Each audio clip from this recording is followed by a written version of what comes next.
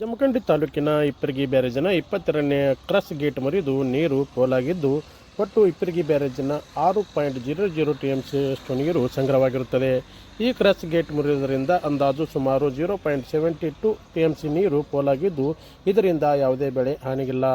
ಸ್ಥಳಕ್ಕೆ ಭೇಟಿ ನೀಡಿದ ಉಸ್ತುವಾರಿ ಸಚಿವರು ಹಾಗೂ ಜಿಲ್ಲಾಧಿಕಾರಿಗಳು ಸಂಬಂಧಿಸಿದ ಇಲಾಖೆಯ ಇಂಜಿನಿಯರ್ಗಳಿಗೆ ತ್ವರಿತವಾಗಿ ಗೇಟ್ ದುರಸ್ತಿ ಕಾರ್ಯವನ್ನು ಮುಗಿಸಲು ಸೂಚಿಸಿದ್ದಾರೆ.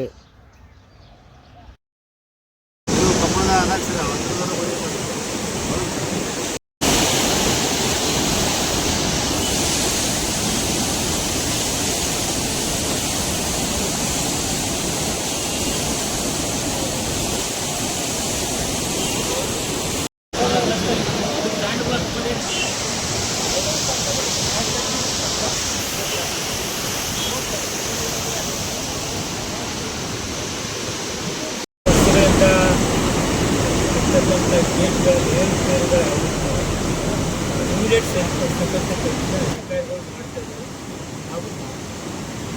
ಸರ್, ಏನು ಕ್ರಮಗಳು ಏನೇನು ಹೇಳ್ತಾರೆ? ಗೇಟ್ಗಳು ತೆಗೆದು ಏನು ಕೆಳಗಡೆ ಇರುತ್ತೆ ಅದು ತೆಗೆದು ಬೇರೆ ಗೇಟ್ ಹಾಕ್ಬೋದು. ಅದಕ್ಕೆ ಇನ್ನೂ 2 ತಾಸು ಬೇಕಾಗುತ್ತೆ. ಅಂದಾಜು 0.75 ಮ್ಯಾಕ್ಸಿಮಮ್ ಅಷ್ಟು ನೀರು ಒಂದು ಗೋಲಾಗಿ ಹೋಗ್ಬೋದು. ಅದಕ್ಕಿಂತ ಹೆಚ್ಚಿಗೆ ನೀರೇನು ಅದನ್ನು ತಡೆದು ಆದಷ್ಟು ಬೇಗ 2 ತಾಸಿನಲ್ಲಿ ಆ ಗೇಟ್ ಹಾಕ್ತಕ್ಕಂಥ ಕೆಲಸ ನಮ್ಮ ಅಧಿಕಾರಿಗಳು.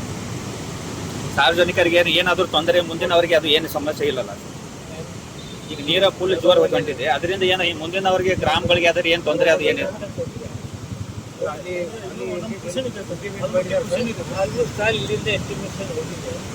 ಅದ್ರ ಜೊತೆಗೇನೆ ಅದನ್ನ ಜಿಲ್ಲಾಧಿಕಾರಿಗಳು ಎಲ್ಲ ಕೆಳಗಡೆ ತಹಸೀಲ್ದಾರ್ಗಳಿಗೆ ಈಗಾಗಲೇ ತಿಳಿಸಿದ್ದಾರೆ. ಒಟ್ಟಿಗೆ ಆದಷ್ಟು ಬೇಗ ಗೇಟ್ ಹಾಕ್ಬೇಕು.